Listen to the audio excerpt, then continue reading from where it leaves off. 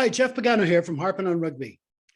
The draw for the pool stages of the 2023-24 Champions Cup was made at lunchtime on Wednesday, June 21st, which is the longest day of the year. And given all the confusion surrounding the format being used for next year's competition, if I try to explain it here, I might end up making it seem even longer. But I still think it's important to do a video to try and put this whole format debate into the proper context, since there seems to be a lot of misunderstanding surrounding the reasons for doing it this way, and possibly, in my opinion anyway, maybe also a misunderstanding as to the merits of the way things used to work. First, a quick look back at the history of the competition format. After the first few Heineken Cups saw varying numbers of teams and thus varying formats, the 6 pools of 4 everyone wants the competition to return to was first used in the 1999-2000 season when Northampton Saints went on to beat Munster in the final. This method was used all the way through to the 2013-14 season when the whole governance of the competition was restructured, mainly due to complaints coming from the Premiership clubs about meritocracy. But although the number of participants was reduced from 24 clubs to 20, the format was pretty much the same, only now 3 runners-up made the quarterfinals instead of 2. This remained in place up to and including the 2019-2020 competition, which, as we all know, got disrupted by COVID, meaning the knockouts couldn't take place until the autumn. For the next Champions Cup, they went back to 24 teams, and this was the official reason given by the governing body, European Professional Club Rugby.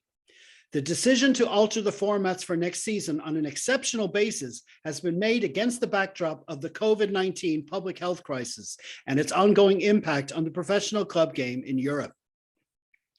Now, I take that to mean that more clubs were given the chance to avail of Champions Cup money in an attempt to make up for what was lost during COVID. But this way also allowed for an equal allocation of clubs across the 3 main domestic competitions. Now, here is where the confusion was to begin, since the tournament now seemed to be adopting a version of what is known in soccer as the Swiss model. For this method, we now had 2 pools of 12 clubs, with the top 8 in each pool qualifying for the knockout rounds. But for me, the critical change here is not in the number of clubs, it's not in the number of pools, and it's not even in the number of teams that qualify from those pools. It's in the number of weekends available to the competition for the pool phase. All of a sudden, this was reduced from 6 weekends to 4. Now, why was this? I can only assume it had partly to do with demands from unions for test rugby windows during November, but more importantly, from the domestic leagues, the newly formed URC being one, but I reckon the bulk of the pressure came from the more established Premiership and Top 14, with of course companies who have heavily invested in the game, like CVC, also having a big say.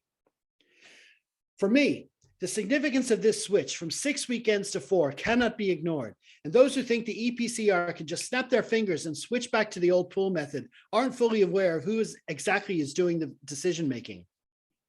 Anyway, this format got something of a free pass for the first season because there were so many matches canceled due to COVID that we didn't really get a chance to see how the pools played out in real time.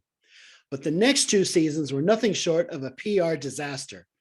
You know something is wrong when there seems to be more online comment about a tournament format than about the actual rugby happening out on the pitch.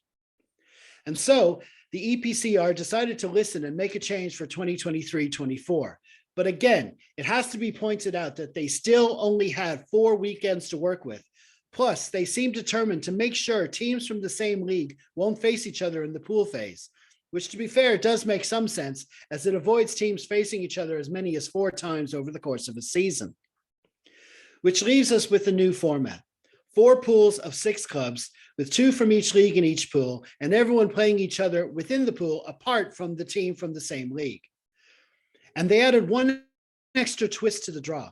While the 4 major trophy winners from the season just gone were kept apart, the remaining 20 were left unseeded, which has resulted in a classic pool of death involving both of last year's Champions Cup finalists, La Rochelle and Leinster, as well as Leicester Tigers and the Stormers, who won their domestic titles the previous season. Here's my take on the whole thing. Yes, I agree, this new way creates as many problems as it solves, especially what with the unfortunate financial demise of 3 Premiership clubs, meaning a team finishing 3rd from bottom qualifies for something known as the Champions Cup. There's no disputing that of all the formats this competition has used over the years, the 6 pools of 4 was definitely the best, especially with the back-to-back matches in December, which was always an exciting spell on the calendar just before Christmas. But as far as I'm concerned, Even that was far from perfect. Like I've already said, it's not ideal to be in a pool with a team you've already up against in the domestic league. But another thing I didn't like about the 6-pool format was that it was possible to face a team in the quarterfinals that you already met in the pool phase. Still, those are just superficial things. And my biggest problem with the old way wasn't actually the format, rather how it played out on the European calendar.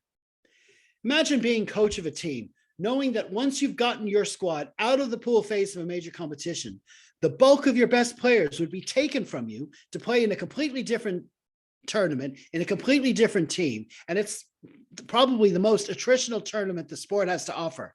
And well, you're just going to have to hope and pray that you'll get them all back fit in time for the knockout phase. No matter what way we slice the format of what is meant to be Europe's elite club competition, the fact that the more important Six Nations takes place slap bang in the middle of the season is always going to have an effect, whether we talk about it or not. And given things have been this way ever since the game went pro, frankly, I'm surprised we're only complaining about nonsensical formats now. Anyway, that's my 2 cents.